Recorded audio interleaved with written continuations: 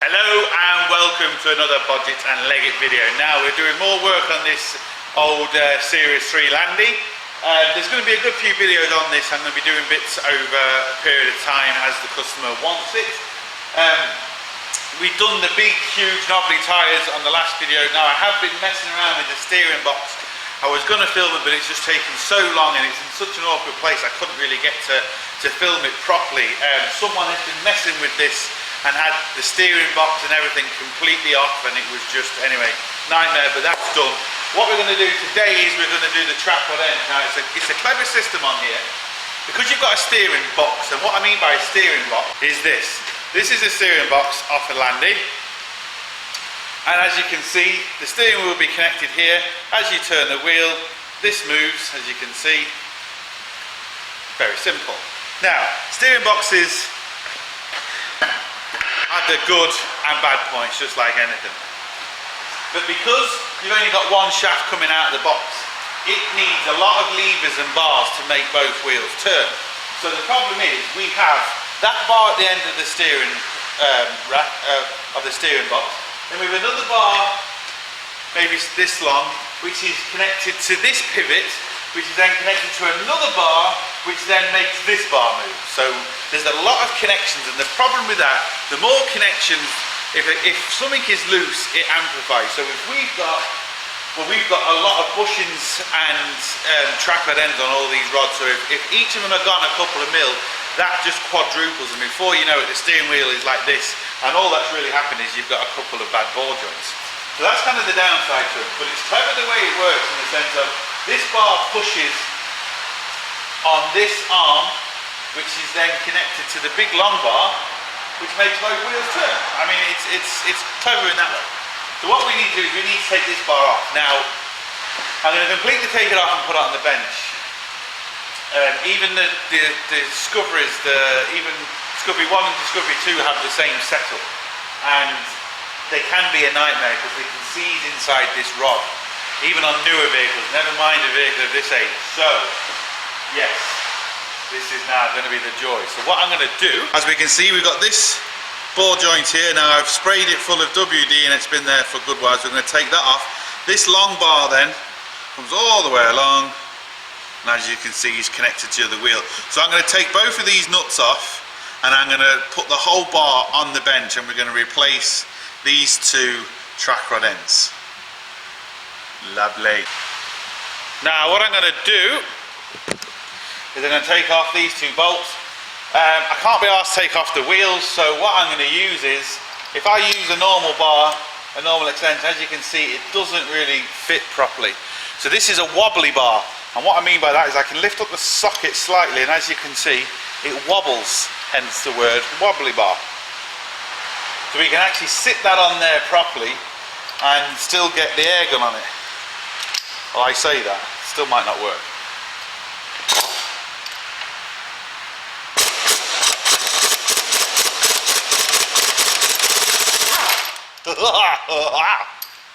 See? Saves me having to take the wheel off. Sorted. Now the other side. Lovely! Now to take off the bar. This should be the easy bit. The thing is with this, I could have this done in a couple of minutes, or it could literally take me all day. I mean, that's the problem. If it's seized inside here, because what happens is, you'll see, and I'll show you on the bench, this little, this clip here has to press down to stop the threads from coming out, but there's a slit inside here, and all the shit and all the crap gets in over the years, and it seizes. What we need to do is we need to disconnect this bar. I'm just going to hit this arm here. As we can see, we've popped out that side. Now for this side,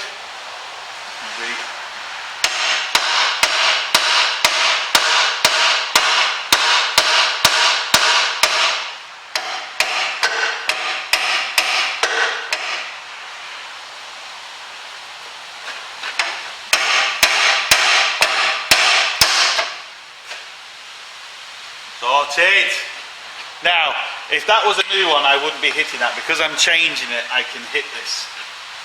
Now this bar is free. Now we've still got this connected, so the steering box will still work on one wheel. This wheel will turn with the steering box. However, this wheel is just free to do whatever it wants. So I wouldn't advise driving it down the road like this. Let's go on the bench and see if we can get these fuckers off. Right, what I advise you do is wire brush the shit out of these.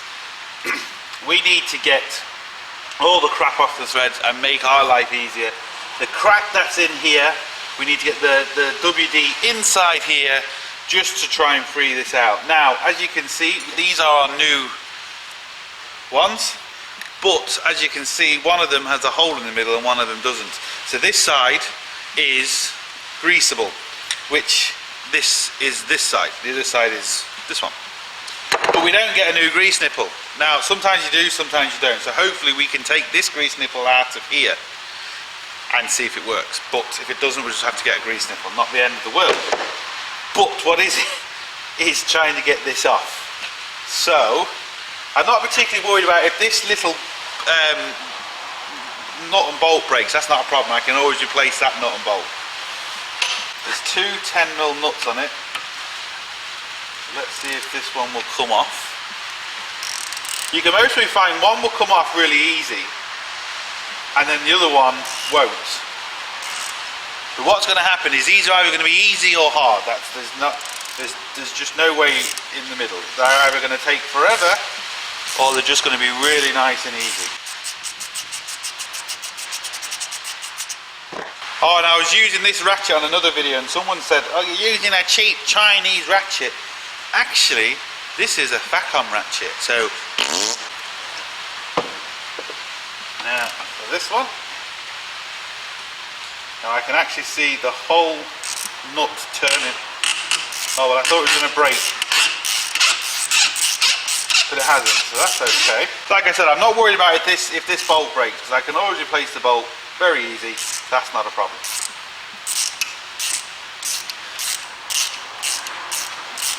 But because I don't care if it breaks, it won't break.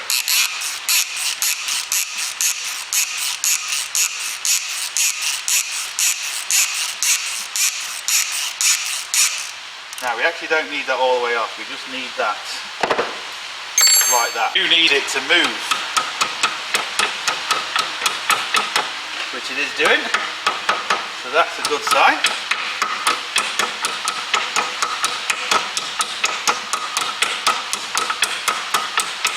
Perfect.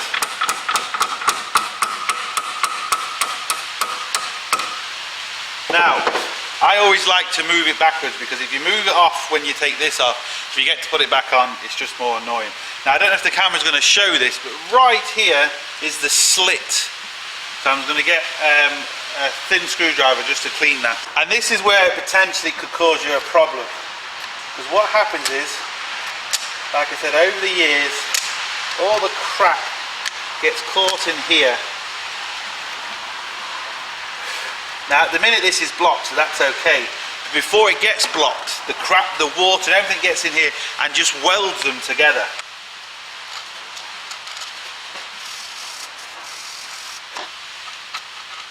Now, again, hopefully the camera's showing that. I'll just get a bit closer, just in case it isn't.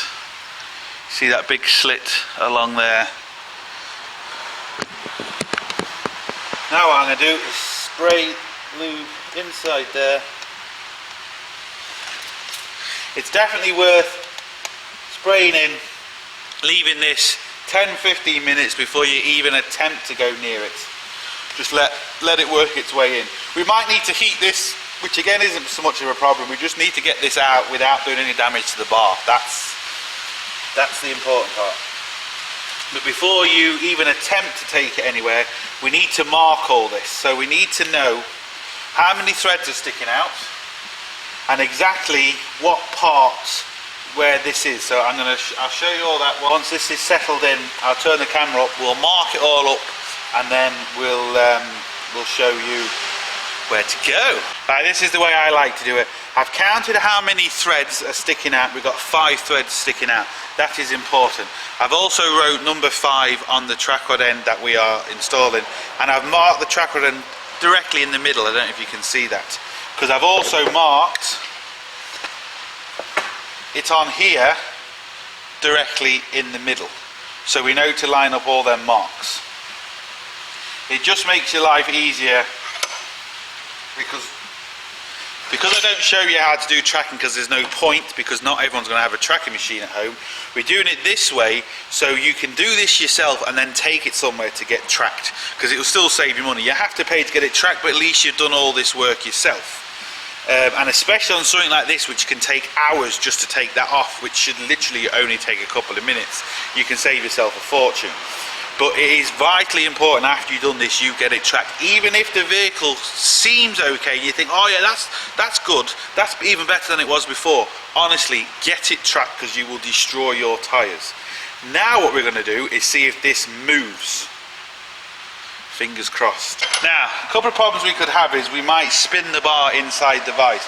I'm just going to put this big 32mm spanner on this just to see if this turns quite easy. And we're actually really lucky. Now, we do have to make sure if it's a left or a right-handed thread. Because if memory serves, there's a left and a right-handed thread. But on this one, we are super lucky, and I mean seriously lucky.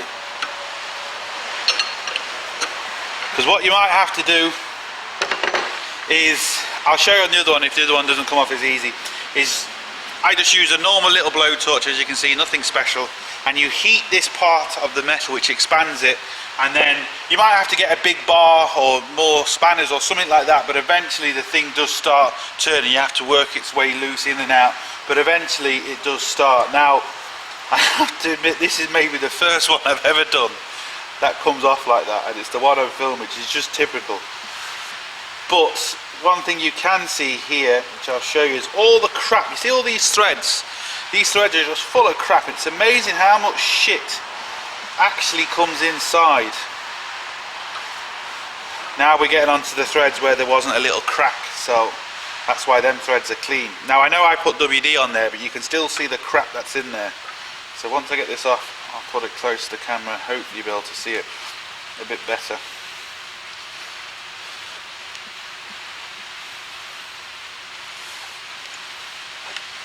Now, and that's what happens, and that's what seizes it to the shaft, all that crap.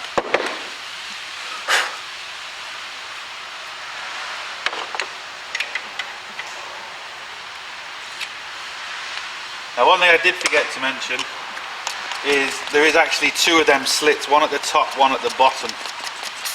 And if you're having problems, just release both of them. But we are bloody lucky. So this should just screw straight back in.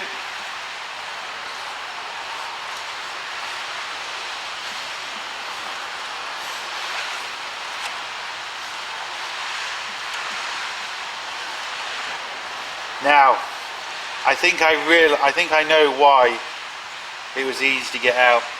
That just fell in. It shouldn't have fell in. I think the threads are damaged inside here. Now it seems to be going in now, but no.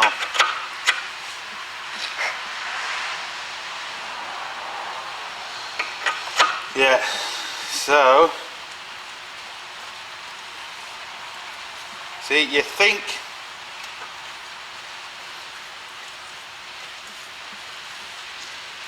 you're okay, and you think you're lucky, and then this happens. It might actually be okay. I can see something in there. So let me just turn this upside down.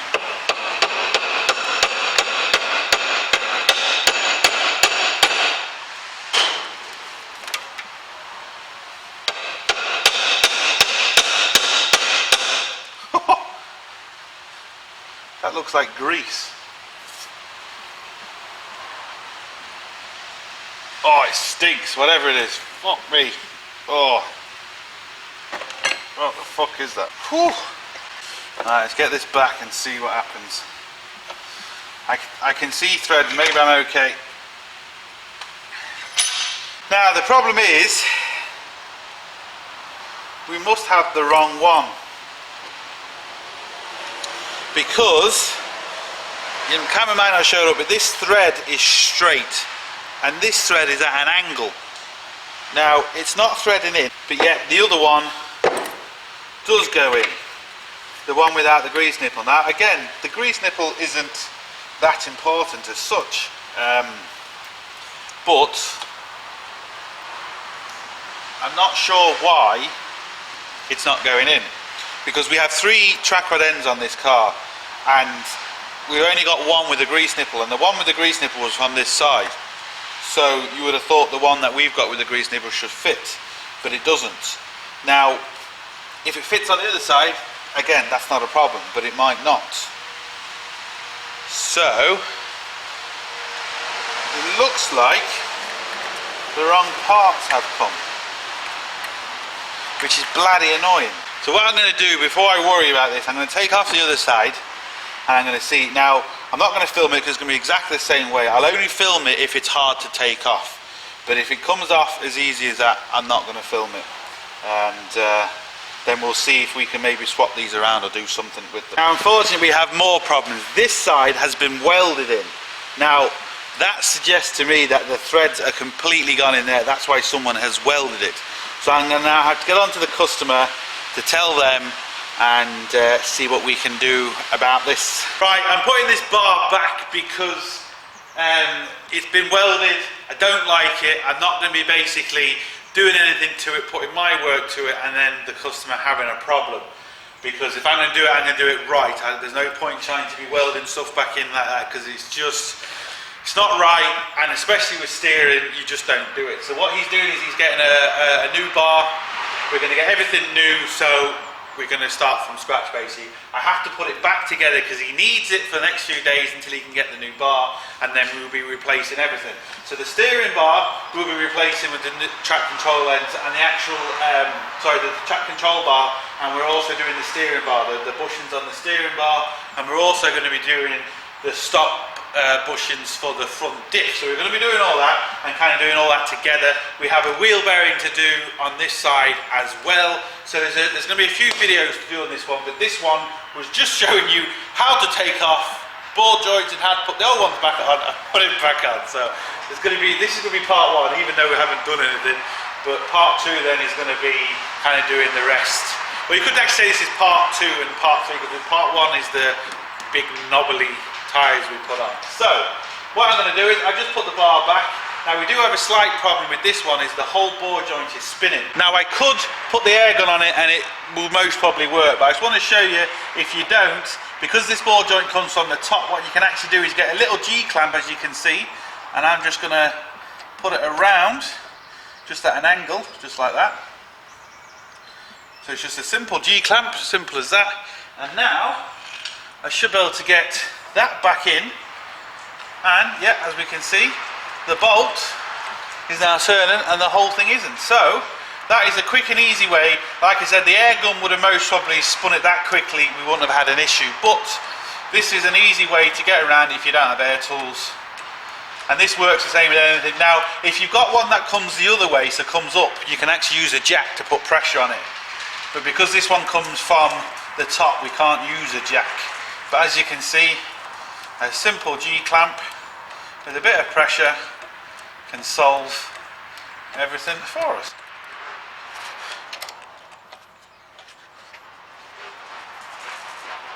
Now, sorted! So I'm going to do the same to the other side, no point me showing you. Here, needs to do the same, keeps my ears warm. I have a delicate head. Delicate. Anyway, so I'm going to call this for part 2. Part 3, whether I get all the bushings and stuff done in all one video, I don't know. There's going to be a couple of parts to this Jeep, and I'm sure there's going to be other work we're doing on it over a period of time, so there should hopefully be a good few videos on this old Landrover Series 3, which is going to be interesting. Like I said, I didn't film the steering box because I couldn't get into it, it took me ages anyway. But that's it. So look, I hope you enjoyed the video. Subscribe, thumbs up. Don't forget, check out the shop, website and forum coming very, very soon. Don't forget, keep your hands dirty. See you for the next one.